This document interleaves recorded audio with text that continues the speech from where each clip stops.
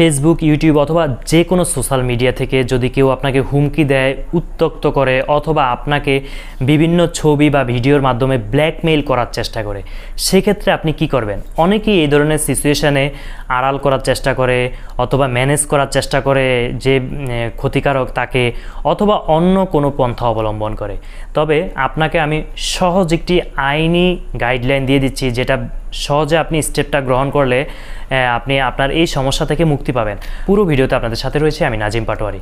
প্রিয় ভিউয়ার্স, যখন আপনাকে সোশ্যাল মিডিয়ায় কেউ উত্ত্যক্ত করবে, ডিস্টার্ব করবে অথবা হুমকি ধমকি দিবে, সর্বপ্রথম কাজ হচ্ছে আপনার সে যে সাইটটি থেকে আপনাকে হুমকি দিয়েছে বা যে আইডি থেকে আপনাকে হুমকি দিয়েছে, প্রথম ওই আইডিটা স্ক্রিনশট নিয়ে নেবেন আপনার মোবাইলে। স্ক্রিনশট কীভাবে দেয় অবশ্যই সেটা জানেন। স্ক্রিনশট দিয়ে নেবেন।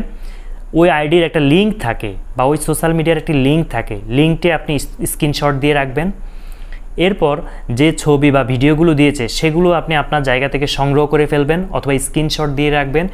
এই তথ্যগুলো আপনি সংগ্রহ করে আপনি যে থানার অধীনে রয়েছেন ওই থানায় গিয়ে আপনি অভিযোগ করবেন। অভিযোগ করলে থানা আপনার এটা সাইবার যে টিম রয়েছে থানার স্পেশাল, তাদের কাছে হস্তান্তর করবে এবং ওই থানার মাধ্যমে আপনি এই অভিযোগটির নিষ্পত্তি পাবেন এবং অভিযোগ আকারে দাঁড় করে নিষ্পত্তি নিতে পারবেন।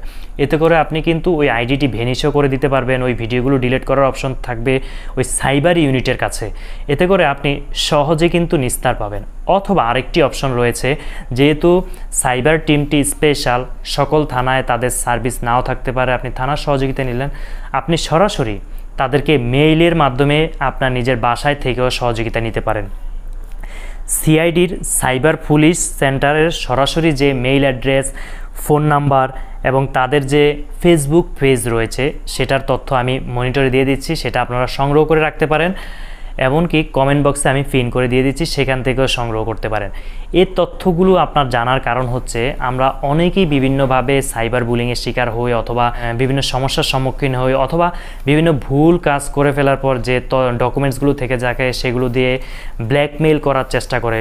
তো আপনি এই সিস্টেম অবলম্বন করে কিন্তু সেটা থেকে নিস্তার পেতে পারেন এবং সিআইডির যে স্পেশাল টিম রয়েছে তারা কিন্তু কে এটা করেছে তাকেও খুঁজে বের করতে সক্ষম এই লিঙ্ক বা এই তথ্যগুলোর মাধ্যমে। সর্বপ্রথম আপনার যেটা করতে হবে, এই তথ্যগুলো স্ক্রিনশট আকারে রেখে দিতে হবে, কারণ কেউ যখন এটা নিয়ে কাজ করবে তাকে অবশ্যই কিছু ক্লু লাগবে বা কিছু ডকুমেন্ট লাগবে যেটার ভিত্তিতে সে তদন্তটা করবে অথবা তাকে খুঁজে বের করবে। প্রিয় ভিউয়ার্স, এই ধরনের নিত্য নতুন তথ্যবহুল ভিডিও আমাদের চ্যানেলে নিয়মিত আপলোড করা হয়, তাই চ্যানেলটি ইউটিউবে সাবস্ক্রাইব করুন এবং ফেসবুকে ফলো করুন। আমাদের সাথে থাকার জন্য অসংখ্য ধন্যবাদ। আল্লাহ হাফেজ।